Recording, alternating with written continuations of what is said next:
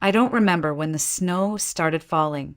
It was just a light flurry at first, soft and almost silent, like powdered sugar drifting through the air. I had gotten off the bus 2 stops early to buy something for dinner, planning to stop by the supermarket after visiting Caleb's grave. It was his birthday. I could not go. My feet had taken me there before my mind could say no. I was nearly 9 months pregnant, and looking back, it was an incredibly stupid decision. But when your heart is split in half, logic doesn't always win. By the time I left the cemetery, the soft flurries had turned into a white wall. The wind was howling like it was angry at the world, cutting through my thin coat like knives. I wrapped my scarf tighter and tried to keep walking, but every gust pushed harder, and the snow felt heavier with each step. My boots were soaked through. I could barely see the road.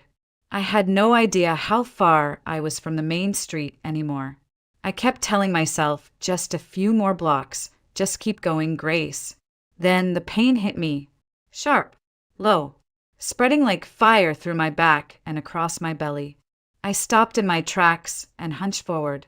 No, no, not now, I whispered through clenched teeth. My hand gripped the edge of a street lamp for balance. I waited, hoped it was just a cramp, but then it came again, stronger this time. My fingers trembled as they reached into my coat pocket, searching for my phone. It wasn't there. I froze, breath catching in my throat. I'd left it on the kitchen counter. Of course I had. Panic set in. I tried waving to the few figures in the distance, but they kept walking, heads down, wrapped in their own worries and winter coats.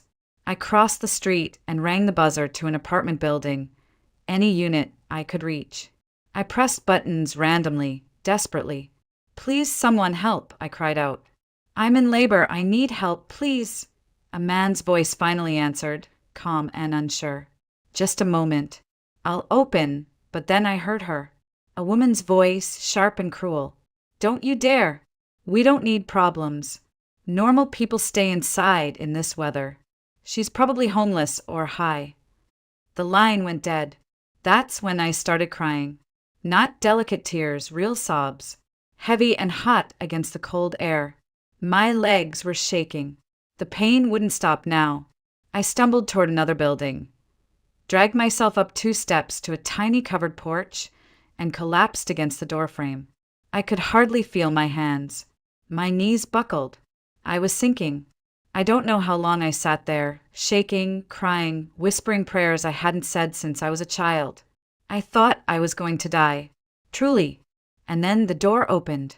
An older man stood in the doorway, thin and pale, wrapped in a coat thrown over a shirt like he hadn't even had time to dress properly. His silver hair was tousled, and his face looked just as shocked as mine felt. "Dear God, you're pregnant," he gasped. "Come in, quick. Come inside before you freeze."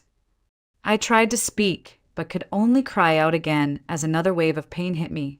He reached out, gently but firmly, guiding me through the door, his hands surprisingly steady. I looked into his eyes filled with concern and something else, something heavy. And then everything went black. I woke to the smell of something sharp and stinging. Ammonia, maybe, and the sound of a voice speaking gently but with urgency. "Breathe. That's it, come back now. You fainted, but you're safe." My eyes fluttered open to a dim hallway lit by a single lamp. I was lying on a folded blanket, propped up against the wall. The same man from before, kind eyes, weathered face, knelt beside me. "Where am I?" I mumbled, my voice hoarse. "You're in my apartment," he said. "Name's Harold. Harold Whitmore. I live alone, ground floor. You were freezing out there. I called for an ambulance, but with this storm, they said it'll be at least an hour, maybe more." I blinked slowly. The contractions hadn't stopped. They were getting worse. I could feel them tightening like a vice around my core. I winced. I'm having the baby. I can't wait that long," Harold nodded, already gathering supplies, towels, a plastic basin of warm water, something that looked like an old bedsheet. "I figured as much," he said. "I've never done this before, but I used to be a doctor a long time ago. I remember some things. And right now, we don't have time to hesitate. You used to be a doctor? I asked, trying to sit up. He glanced at me, and for a moment, I saw something flicker behind his eyes. Pain. Regret. Then he forced a smile. Retired. It's been years, but I can still follow the basics. And I promise, I'll help you through this. My breath caught again as another contraction hit, and I cried out, gripping the blanket beneath me. It hurts. Oh God, it hurts. I know, he said, kneeling beside me again. But you're doing great. You're strong. What's your name? Grace, I whispered. Grace Miller. All right, Grace. I'm going to need you to stay with me, okay? Focus on my voice. He pressed the back of his hand against my forehead. You're burning up. When's your due date? 2 weeks from now, I groaned. I wasn't. I didn't plan any of this. I just went to the cemetery. Today's my husband's birthday. Harold paused. Your husband? Caleb. He died in a construction accident a month ago. I live in a housing dorm now. It's cold, moldy, but it's all I could afford. I was just coming back from visiting him when the storm hit. He didn't speak right away, just nodded slowly and covered my legs with a fresh towel. I'm sorry for your loss. Another wave of pain surged through me, and I cried out again. All right, Grace. We don't have much time. I'm going to help you deliver this baby, right here. But I need you to trust me. When I say breathe, you breathe. When I say push, you push. Can you do that? I looked at him, this stranger who had every reason to close the door and turn away, and I nodded, tears streaming down my face. Yes, please help me. I will, he said softly. You're not alone anymore. The pain was unbearable. It came in waves, sharper and faster, giving me barely a moment to breathe.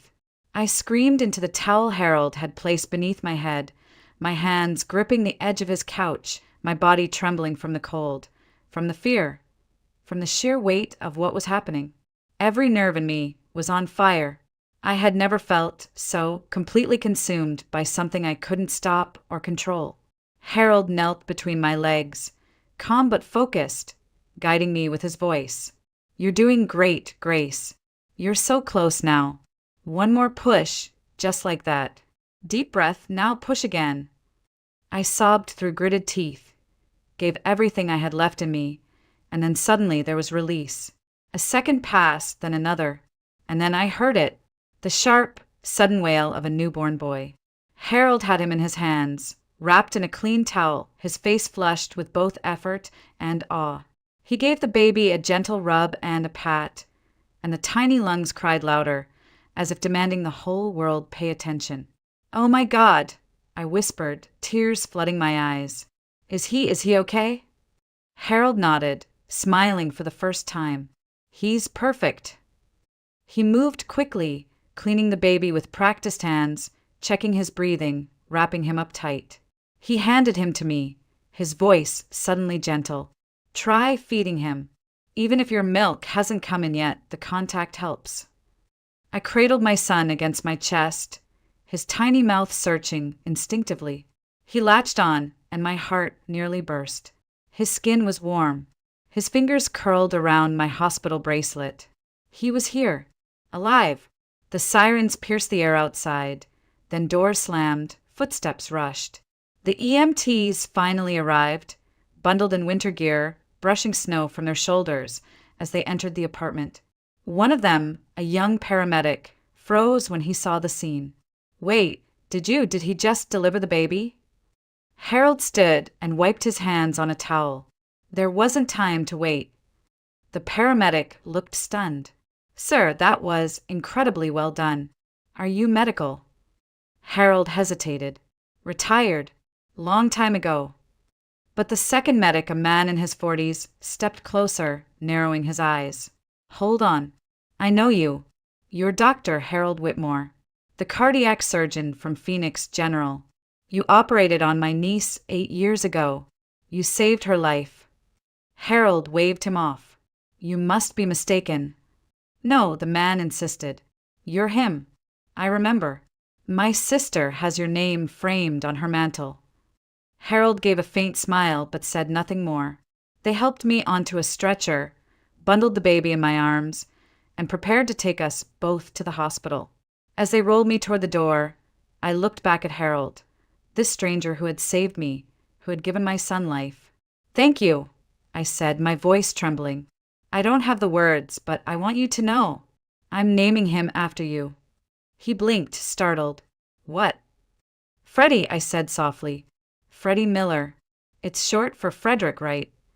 He smiled, and for a moment, something flickered in his eyes. Hope, maybe. Or something older, heavier, being lifted. Take care of him, Grace, he said. He's already lucky to have you. No, I whispered. We're the lucky ones. The days after Freddie's birth blurred together in a soft, sterile haze of hospital lights, swaddled blankets, and hourly checkups. I was exhausted, but filled with a kind of peace I hadn't known in months. Freddie was quiet, alert, and healthy. Every time he grasped my finger or snuggled into my chest, I felt like I had been given a second chance at life, not just him, but me too. Harold came to visit the very next morning. He brought a bag stuffed with diapers, baby bottles, a tiny blue onesie, and a winter coat I hadn't asked for. He looked uncomfortable carrying it all, like he wasn't sure if he was crossing a line. But when I saw his silhouette in the doorway, I smiled like I was seeing family. I thought you could use a few things, he said gruffly, avoiding eye contact. Wasn't sure what size to get, so I asked the pharmacist. I reached for his hand and squeezed it. Thank you. You didn't have to. I know, he said. That's why I did. The nurse who let him in whispered to me later that she recognized his name.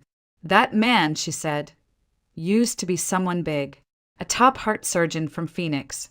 Saved hundreds of lives. What's he doing living alone up here?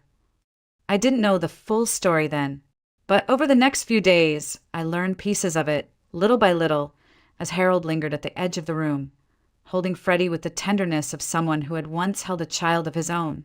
One afternoon, I asked gently, "Do you have children?" He didn't answer at first, just stared out the window at the snow, his jaw tightening. "I had a son," he finally said. "Daniel. My wife, Margaret, too. She was an anesthesiologist. We worked together for years, same hospital. What happened?" I asked, but carefully, not pushing. He took a long breath. "We were at a cabin one winter. I got called back for emergency surgery. I thought it would be quick. That night, the wiring in the cabin caught fire. By the time the firefighters got there, he didn't finish the sentence. He didn't need to. I didn't believe it," he said. "Not at first. I kept cooking breakfast for them, talking to them like they were still there. Then I started drinking. Lost the house. Quit the hospital. I didn't want anyone looking at me like I was broken. And I was broken." I swallowed the lump in my throat. He wasn't telling me for pity.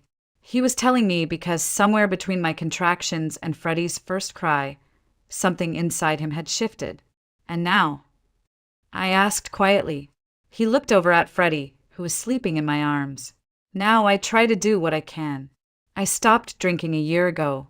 Had a dream about Margaret and Daniel. Margaret was scolding me like she used to. Told me I had someone left to live for, even if I didn't know it yet. I didn't speak for a long time. I just reached over and placed Freddie in his arms. "You can hold him any time," I said. "You're part of this, whether you wanted to be or not." Harold's voice was barely audible. Maybe you two shouldn't be going back to that dorm room. That place isn't fit for a baby.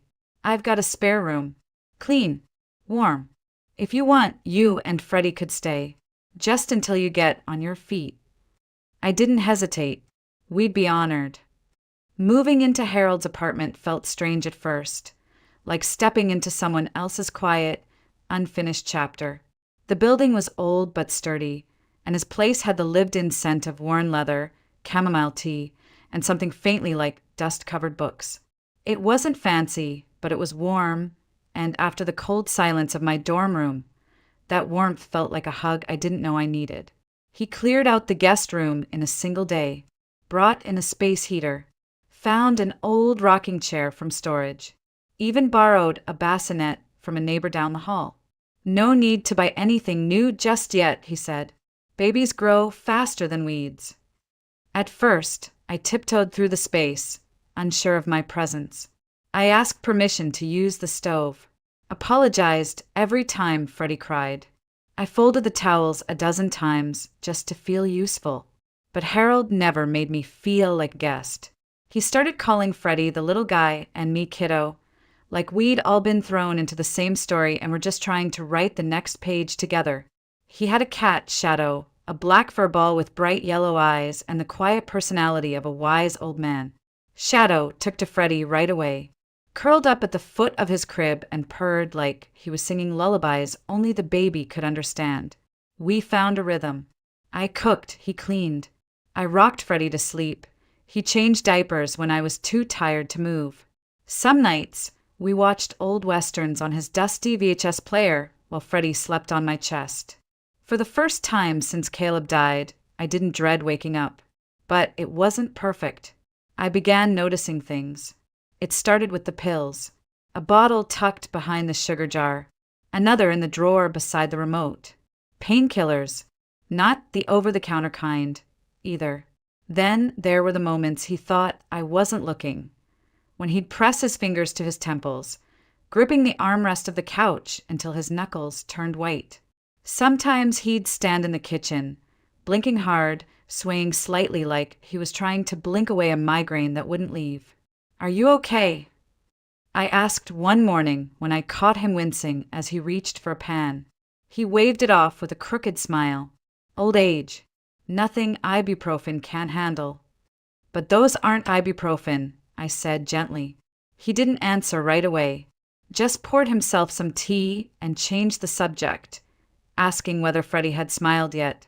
I let it go for the moment, but something in my gut told me there was more to Harold Whitmore than faded diplomas and old losses. Something deeper. Something he didn't want me to see. Not yet. It happened on a quiet afternoon, the kind of day where Freddie was napping and the snow outside made everything feel softer, slower. I decided to do some cleaning, real cleaning, the kind that lets you feel like you're helping even when your life is still in pieces. Harold had asked me not to worry about the back closet, but curiosity got the better of me. I told myself I was just looking for more baby blankets or an old heater we could plug in for Freddie's room. But what I found was a box. It was tucked behind an old suitcase and wrapped in a flannel sheet. Inside were neatly stacked papers, faded greeting cards, and photographs.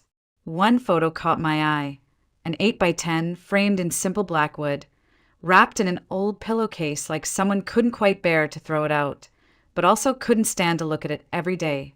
The boy in the photo was maybe 20, with dark hair parted on the side and eyes that held a quiet warmth. He was standing next to a woman who could only be Harold's late wife. Same gentle smile, same posture. But it was the boy who made my breath catch, because I knew that face. Liam Green. He had been Caleb's closest friend. He came by often, quiet, respectful, always the one who stayed behind to help clean up after dinners. I hadn't seen him since Caleb's funeral, but I could still picture him standing silently at the edge of the service, hands folded, eyes red. And now here he was in a photo from decades ago, or someone who looked exactly like him. I brought the frame to Harold, my hands shaking slightly. "Harold, who is this?" He looked up from the newspaper, took one glance and froze. His face went pale. "That's Daniel," he said quietly. "My son." "He looks exactly like someone I know," I whispered. "Someone who was close to Caleb. His name is Liam Green. But Harold, the resemblance is unreal." He didn't speak for a long time. His eyes stayed on the photo, unmoving. Finally, he said, "Margaret, my wife, she gave birth to twins." I blinked. "Twins?" He nodded slowly. It was a complicated delivery. We were told one of the babies didn't survive. Daniel was the one who lived. We buried the other, Or at least we believed we did. The room felt suddenly smaller. My skin tingled. Are you saying? I don't know, he murmured. I never questioned it. Margaret was too broken to press for answers. I handled the funeral arrangements myself. We grieved, and then we tried to move forward. I sat down across from him, still gripping the frame. But Harold, if Liam is that second child, your other son, then something terrible happened in that hospital. Some kind of switch, or he looked up at me, his eyes wide, haunted. I thought that pain was buried forever. I never imagined there could still be more to the story. We sat in silence for a long time, the photograph between us, and for the first time since moving in, I saw something in Harold I hadn't before. Hope. Flickering, but real. It took me 2 days to find Liam. I went through Caleb's old contacts, messaged a few mutual friends, and finally tracked down a number that still worked. My hands were trembling when I texted him, Liam, it's Grace. Something important came up. I need to see you. It's about Caleb and about someone else. He responded within an hour. Simple, curious, but kind as always. Of course. Tell me when and where. When he arrived at the apartment, the air felt heavier. I hadn't told Harold yet. I wanted to be sure.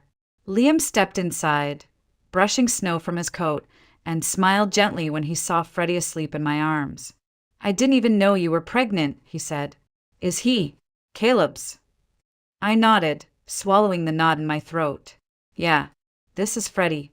His eyes softened, then looked past me to Harold, who stood by the hallway, quiet and watchful. Liam, I said, setting the baby down gently in his bassinet. There's something I need to show you. I handed him the photograph. He took it, stared at it, then blinked and took a step back. What the hell? He whispered. That's Daniel, Harold said, stepping forward. My son. Liam looked between the two of us, then back at the photo. But this is me. This looks exactly like me. Harold's voice was calm but full of weight. My wife gave birth to twins. We were told one died during labor. But looking at you now, I'm not so sure. Liam didn't laugh, didn't argue.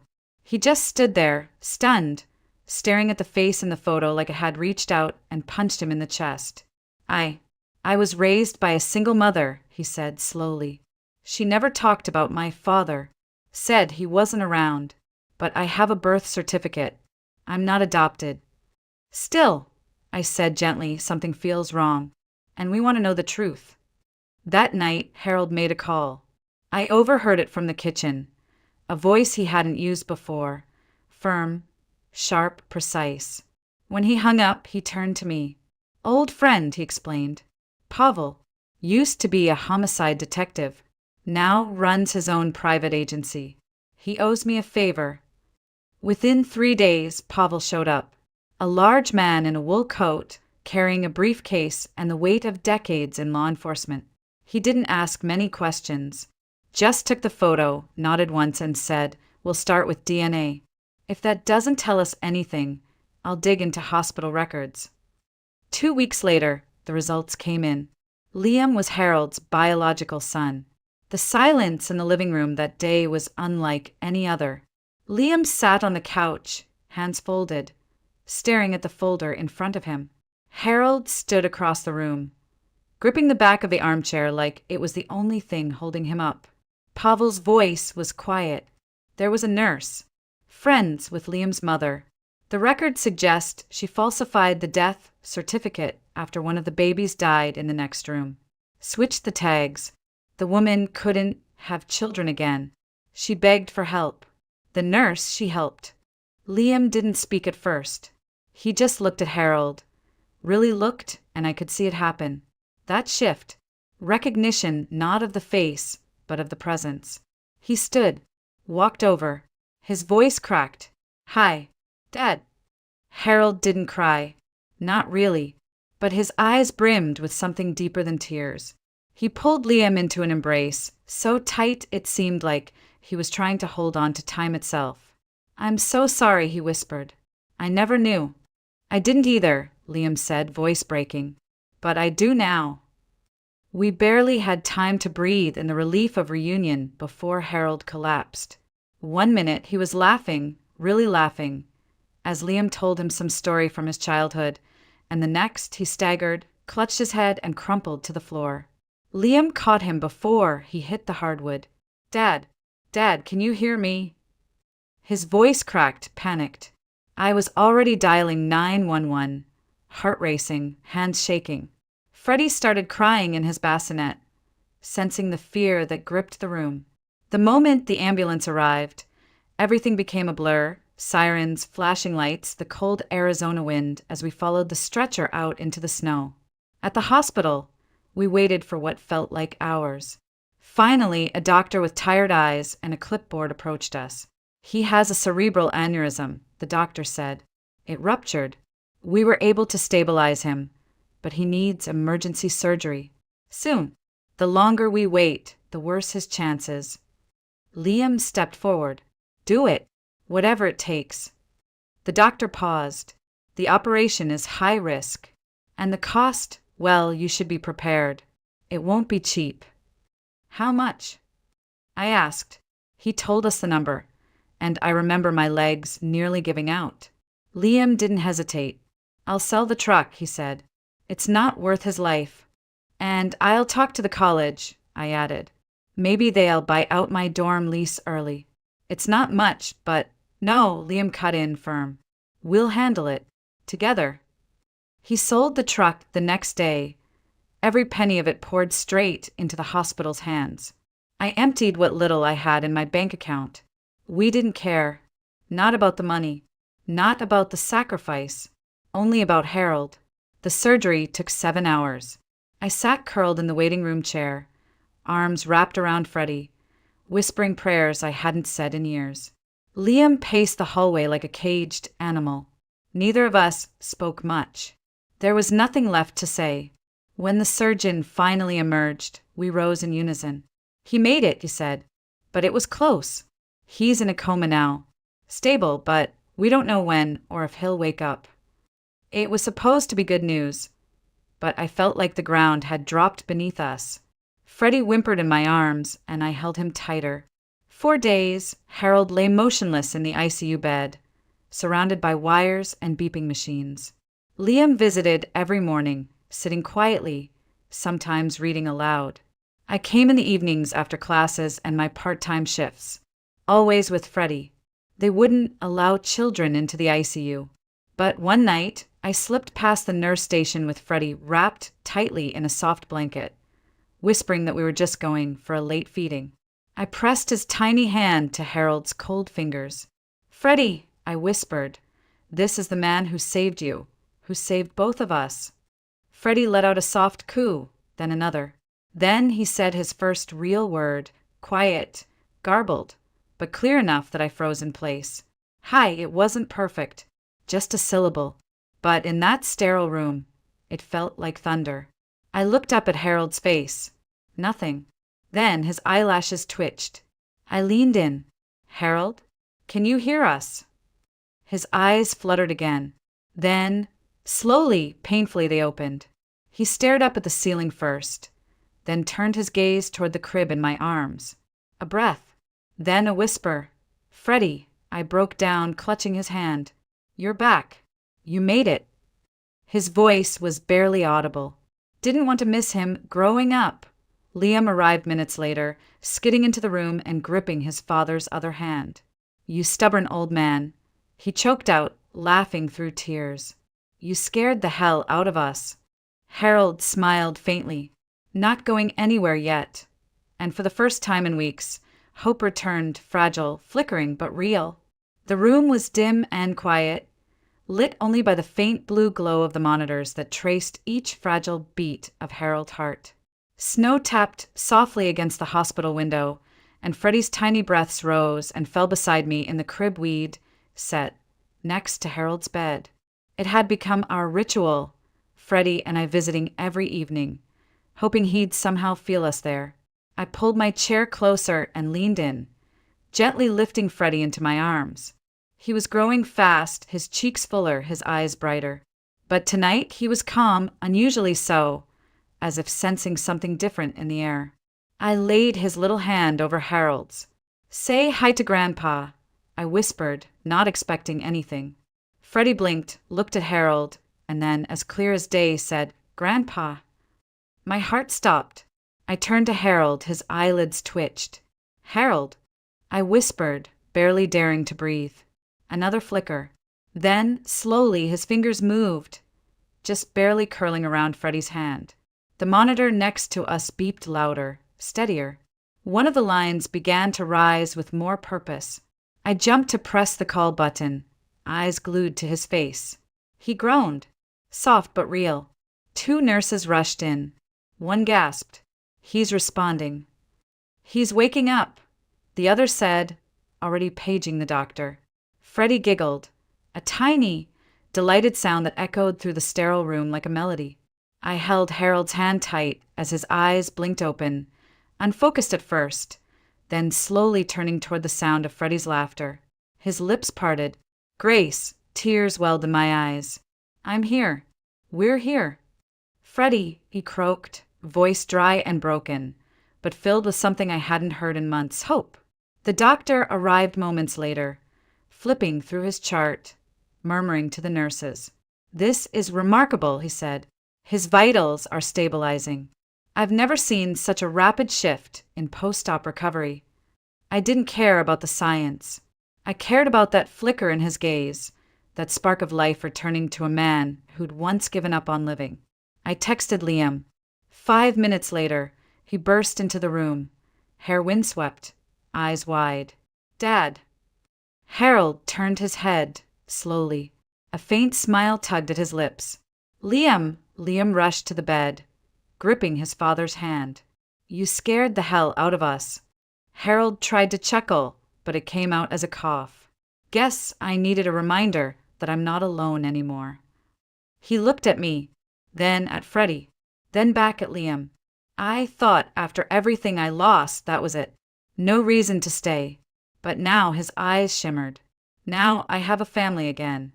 I felt my throat tighten. There was something in his voice, something that hadn't been there before. Not even when we first met. It wasn't just gratitude or even joy. It was desire. Desire to live. To be part of something again. I leaned in close. "You're not just back. You're needed. We're not whole without you." Freddie cooed again, resting his head against my chest. Harold closed his eyes, a single tear sliding down his cheek. "Then I'll stay," he whispered. "As long as I can. I'll stay."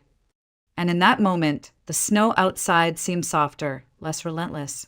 As if the world, just for tonight, had paused to let a broken man begin again.